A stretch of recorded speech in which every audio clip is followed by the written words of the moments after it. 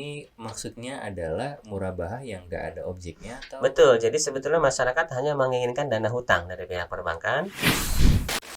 Rabanian Podcast. Ustadz Ahmad, bagaimana kabarnya? Alhamdulillah baik. Alhamdulillah. Kita baik lagi nih Ustadz, kita akan bahas seputar bank syariah. Dan kali ini kita akan melihat contoh langsung.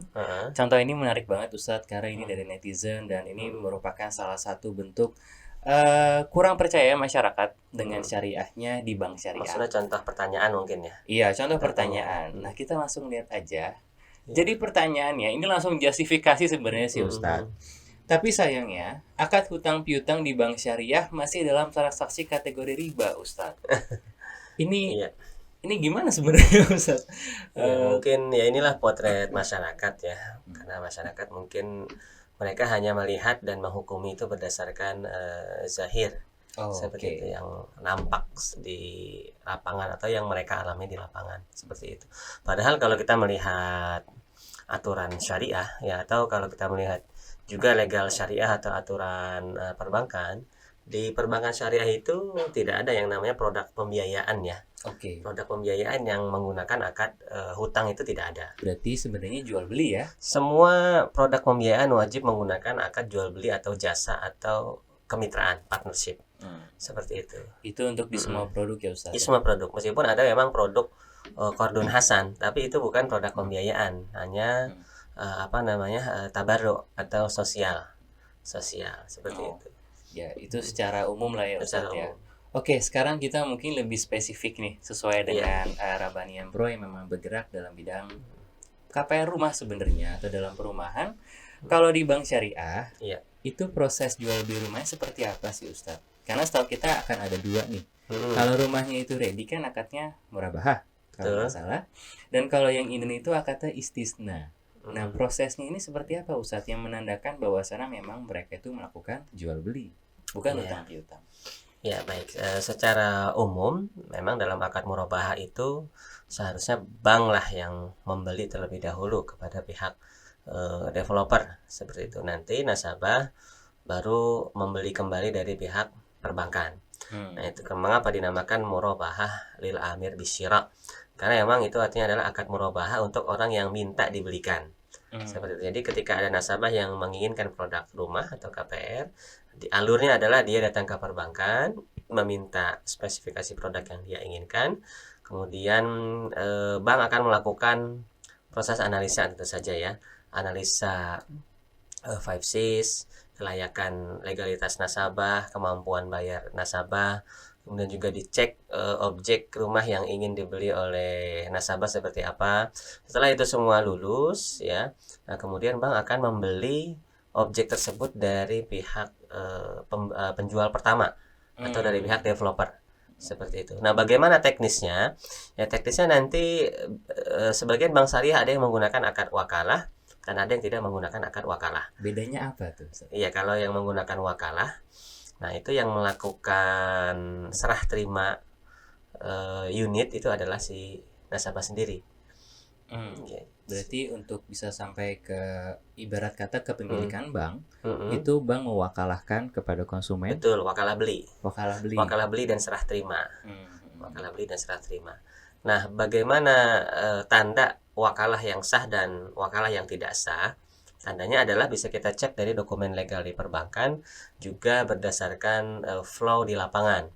Apakah setelah nasabah membeli rumah itu dari si developer, masih ada kemungkinan untuk batal ya, atau cancel, atau dia wajib membeli.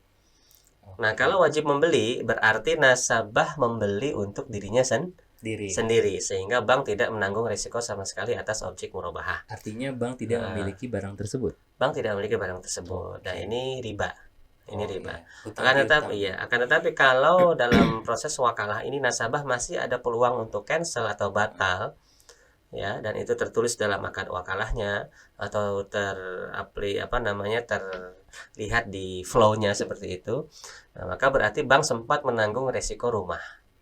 Ya, karena ada ketika nasabah cancel kan dia harus menanggung nih rumah ini. Apakah harus dijadikan stok inventory, ataukah ia harus jual ke nasabah lain pengganti, atau harus ia retur ke developer. Nah, resiko itulah yang dimaksud. Resiko penanggungan atas objek rumah yang tidak jadi dibeli. Berarti Nah, di itu. lapangan itu benar-benar harus dilihat prosesnya, Ustaz. Iya, harus dilihat tahapan-tahapan penanggungan resiko terhadap objek. Jadi bank syariah itu harus ada titik dia sempat menanggung resiko objek murabahah. Gitu. Resiko apa yang dimaksud tadi? Resiko barang tersebut menjadi tanggungan dia. Apakah harus dia akui sebagai inventory, stok, ataukah ia harus mencari nasabah pengganti, ataukah ia harus kembalikan kepada retur ya, kepada pihak developer. Artinya resiko untuk menjadikan barang itu uang kembali. Seperti itu.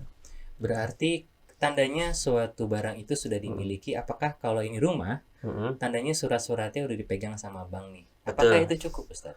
Iya, jadi itu masalah qobat ya, serah terima.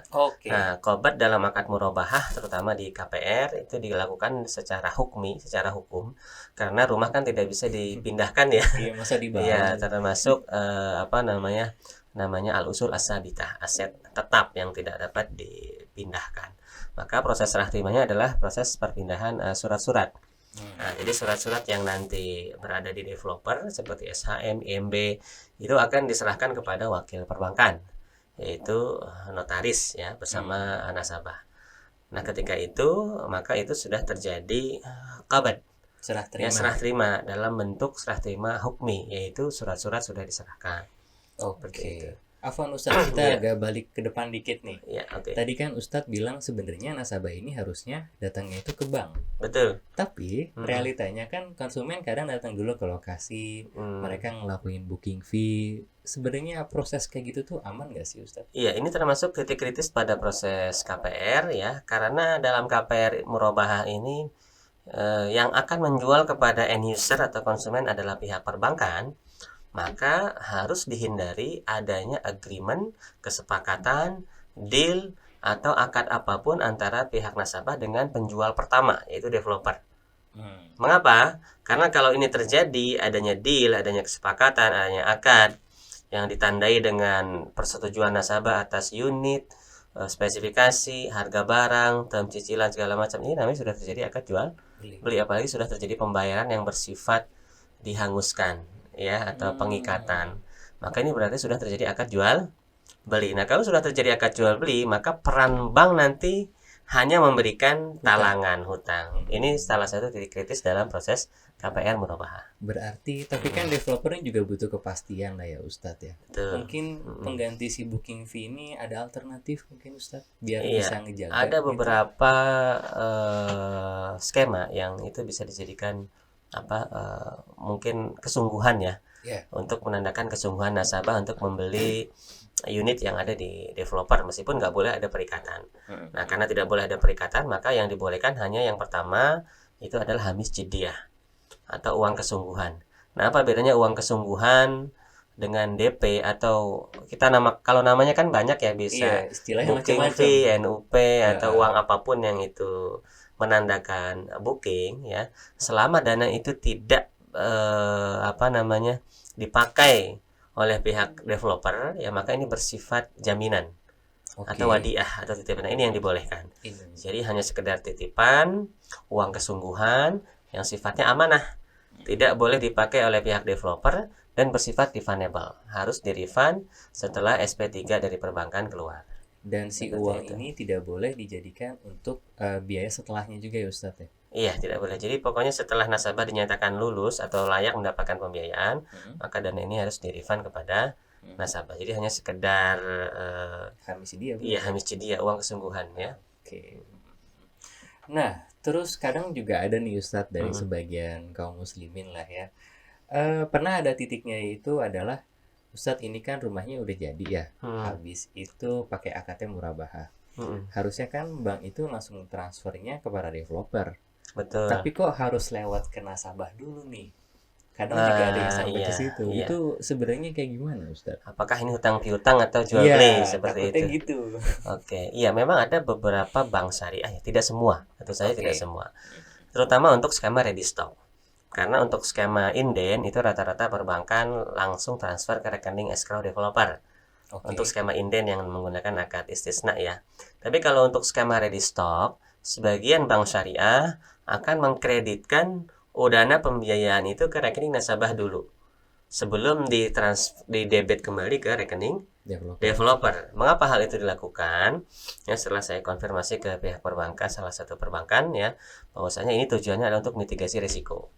Untuk mitigasi risiko agar di rekening nasabah itu ada pencatatan bukti penerimaan pembiayaan seperti itu. Akan tetapi nasabah tidak perlu khawatir karena dana ini tidak bersifat hutang. Nah, tandanya apa Ustaz? ya, bagaimana membedakan dana yang masuk yang bersifat hutang dengan dana yang masuk yang bersifat tidak hutang? Ya, kita kembalikan kepada definisi akad hutang itu sendiri di dalam syariah. Ya, akad hutang itu kan tamlikul mal warudu badlahu. Pemilikan harta dan kita memberikan ganti yang semisal. Seperti itu. Jadi karakter akad hutang adalah memindahkan kepemilikan uang. Jadi seharusnya kalau uang itu hutang yang dikreditkan ke rekening nasabah, itu berarti uang itu milik nasabah dan bisa digunakan apapun oleh nasabah. Tapi ternyata tidak bisa karena dana ini diblok oleh pihak perbankan dan hanya berlangsung mungkin sekitar 1 jam langsung didebit kembali ke rekening developer. Artinya konsekuensi hutang tidak terjadi di sini karena dana itu tidak bisa diapa-apakan oleh pihak nasabah. Iya, hanya sekedar untuk keperluan pencatatan. Maka dari itu saya menekankan pengkreditan oleh sebagian bank syariah untuk akad KPR ini bukanlah termasuk akad hutang. Karena dana ini tidak bisa digunakan untuk kepentingan nasabah, tapi hanya bisa digunakan oleh perbankan sendiri untuk pembayaran nilai rumah yang ingin dibeli oleh nasabah. Seperti itu. Sebenarnya pencatatan ini fungsinya apa sih Ustadz? Harus banget gitu, harus dicatat gitu. Iya. Ya, ini kabarnya ya, kabar yang pernah saya dengar dari pihak perbankan ya, bahwasanya ini antisipasi kalau ada nasabah yang gagal bayar atau tidak mau bayar. Nah, mereka menggugat ya, bahwasanya mereka tidak pernah memberi menerima pembiayaan. Nah, dikhawatirkan mereka akan dimenangkan oleh pengadilan karena tidak ada bukti pencairan seperti itu. Di situ rupanya.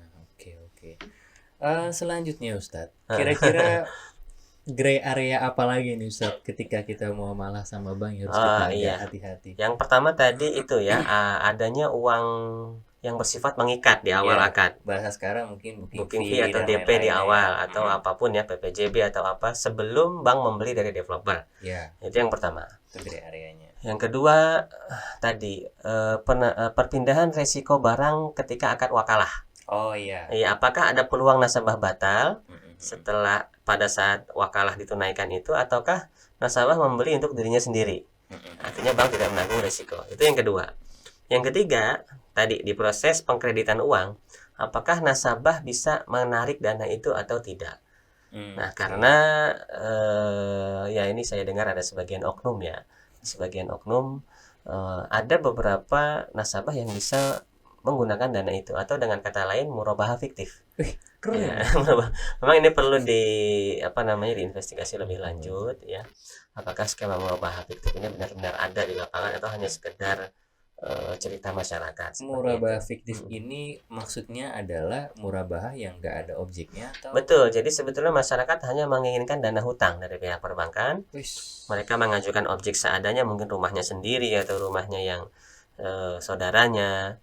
Ya, mereka mengajukan dengan data yang sebetulnya fake atau rekayasa untuk mendapatkan pencairan dengan jaminan mungkin semacam SK atau yang lainnya, dan dana itu bisa dilakukan penarikan seperti itu. Ya ampun. Ya, ini isu yang beredar di masyarakat ya, sehingga kita tidak heran ada beberapa masyarakat ketika berkomentar di sosial media itu banyak yang kurang mempercayai flow atau alur proses, terutama di ranah aplikasi di lapangan.